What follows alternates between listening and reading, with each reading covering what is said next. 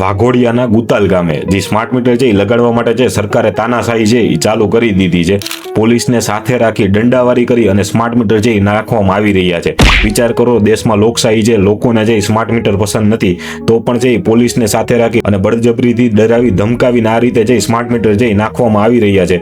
વિચાર કરો, આ સ્માર્ટ મીટરથી છે સરકાર કે એના ઉદ્યોગપતિ મળતિયાઓ છે એમને કેટલો ફાયદો હશે કે આ રીતે છે પોલીસ પ્રશાસનનો ઉપયોગ કરી અને સ્માર્ટ મીટર નાખવામાં આવી રહ્યા છે. હકીકતમાં છે સ્માર્ટ મીટર મુદ્દે છે જેટલા પણ સવાલો છે એના જવાબો છે અધિકારીએ આપવા જોઈએ, એની બદલે છે પોલીસ પ્રશાસનને સાથે રાખી અને જે આ રીતે સ્માર્ટ મીટર ફિટ કરવામાં આવી રહ્યા છે તો તમે સમજી શકો છો કે આ લોકો છે દેશની જનતા સાથે છે કેટલું ગેરવ્યાજબીપણું છે એ કરી રહ્યા છે. માહિતી કંઈક એવી છે કે આ જ જગ્યાએ છે આની પહેલા પણ જે સ્માર્ટ મીટર નાખવા આવ્યા હતા ત્યારે જે વિરોધ નોંધાયો હતો સ્થાનિકોએ, તો આ વખતે જે પોલીસને સાથે રાખી અને દંડાવાળી કરીને સ્માર્ટ મીટર નાખવામાં આવી રહ્યા છે.